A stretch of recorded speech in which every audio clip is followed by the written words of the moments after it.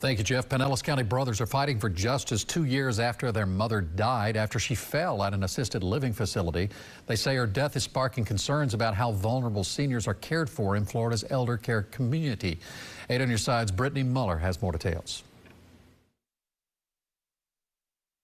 Seasons Largo Assisted Living Facility is facing a more than $10 million judgment against them, and it hasn't paid the family just yet. So the family's attorney filed a motion asking the court to transfer the facility's ownership to the victim's estate. Based on Seasons Largo Assisted Living Facility's reputation and promises of safety, the family of 84-year-old Virginia McPherson chose to place their mom there. She was left alone. She tragically fell, broke her hip.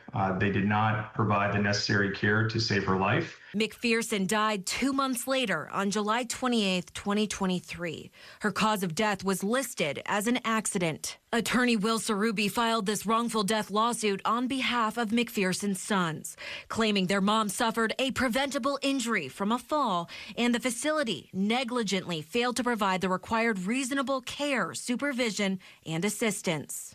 The suit was filed against Seasons Largo, its owners Tampa-based Delta Healthcare, and Michael E. Lowen. Last October, a jury found the facility at fault and awarded the family $10.5 million. But the facility hasn't paid a dime since, as attorneys have appealed. It's one of the biggest assisted living facility verdicts in the entire state history. Attorney Sam Heller, representing the facility, says Ms. McPherson and her son refused multiple recommendations for medical treatment and was ultimately transferred to another facility where she passed away several weeks later from reasons unknown to my client and unconnected to her residency at Seasons Largo.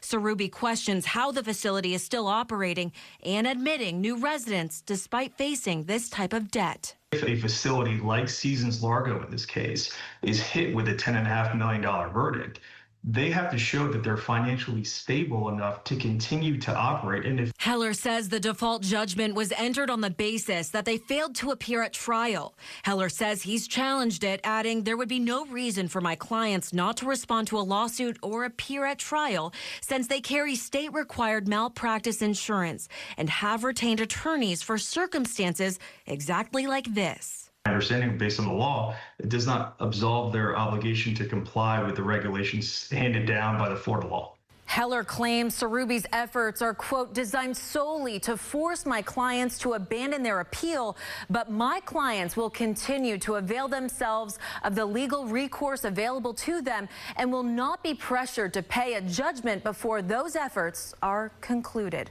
We will see what happens next. I'm Brittany Muller, 8 on your side. If you want Brittany to investigate, you can call the 8 on your side helpline, 1-800-338-0808.